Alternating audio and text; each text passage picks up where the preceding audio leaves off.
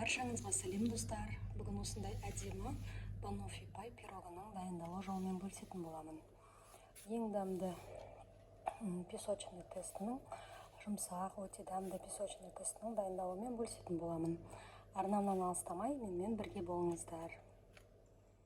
Ең алдымен біз песочный тесті дайындап алатын боламыз.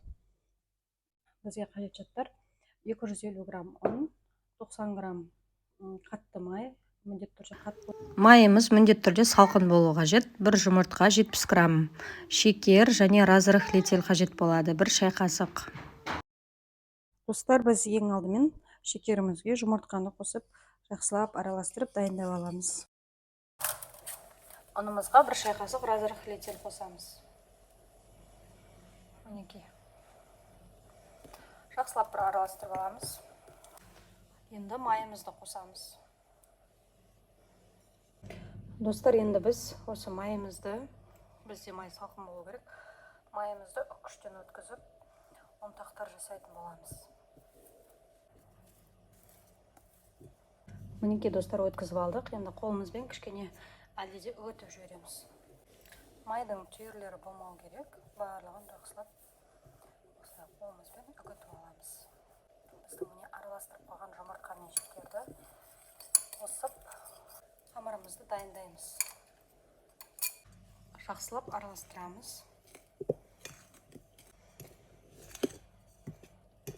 Ары қарай қолменен жасаймыз. Көп илеудің қажеті жоқ. Қазір мінекей басы біріксе болды. Достар, басы бірікті. Ары қарай қайта қолменен ұстай берудің қажеті жоқ, себебі майымыз одан сайын еріп сөйтіп кетеді. Дайын болған қамырымызды салқындатқышқа жарты сағатқа қойып алатын боламыз. Достар, мінекей менің қамырым жарты сағат салқындатқышта тұрды. Қазір оқтауменен жаятын боламын. Менде форманың диаметрі 26 см. Осындай асты алмайтын. Міндетті түрде астына ұн сеуіп жібереміз. Жаямыз.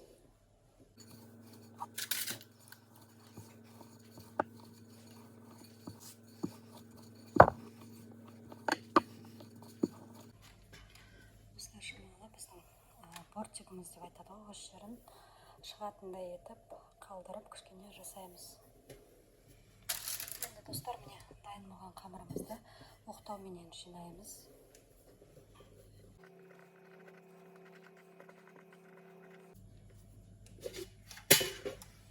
Енді мінекей үстіне осылай қоямыз.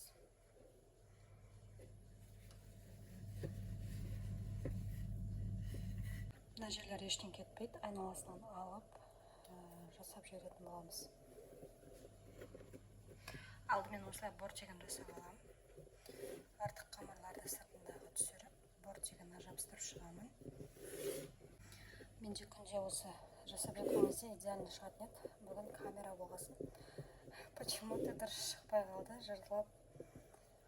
Негізінде менде күнделікті жыртылмай осылай бірден шығатын еді.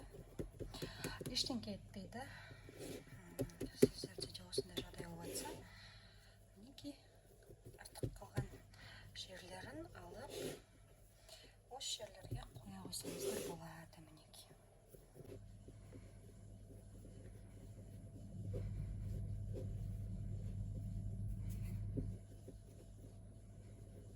Градуста алдын ала қыздырылған пешімізге осы дайын болғанша, қызарғанша, кішкене қызарғанша ұстап пісіріп алатын боламыз.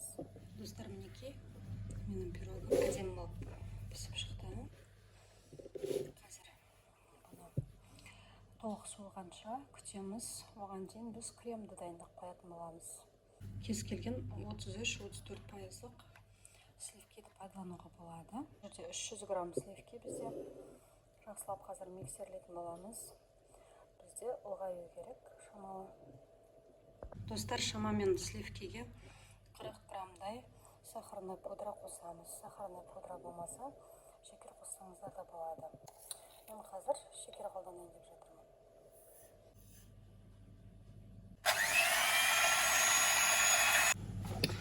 Мінекей достар, достар, менің сливкем дайын болды. Сливке дайын болған кезде осылай миксерге ұстаған кезде осылай түспеу керек.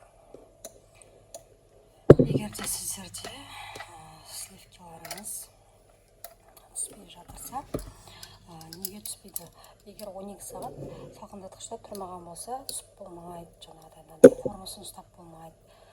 Формасын ұстау үшін міндетті түрде сливке салқындатқышта 12 сағат тұрған болуы қажет. Өзінің сондай бір правилалары болады ғой, сондай бір. Сонан соң банофипайға негізінде творожный сыр қосуға да болады. Ол өз еріктеріңіз. Мен қазір тек қана сливкемен жасайын деп тұрмын.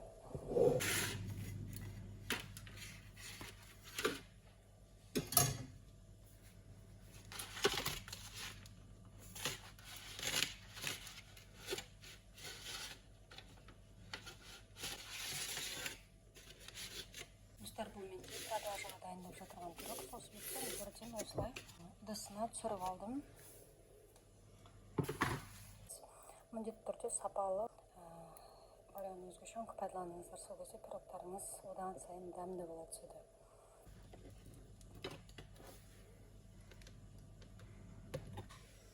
Шамамен 2 ас қасықтай жағып жатыр. Қажет болса қайтадан аламыз. Достар, енді біз бананымызды қойып шығатын боламыз.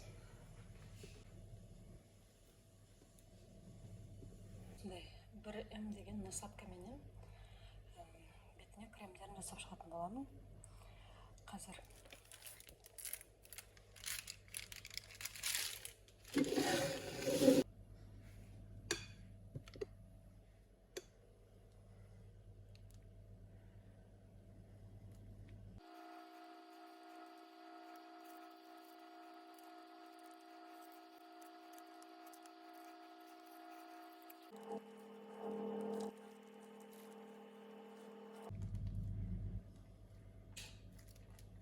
достар, мінекей пирогымыз дайын.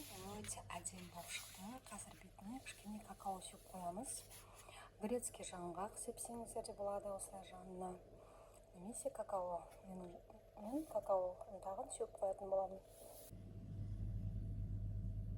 Достар, осымен пирогымыз дайын. Назарларыңызға рахмет. Менің арнамнан алыстамаңыздар.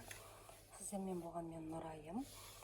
Лайк басып, комментарий жазып, пікірлеріңізді қалдырыңыздар. Сіздердің қолдауларыңыз мен үшін өте маңызды. Келесі видеода кездескенше сау болыңыздар.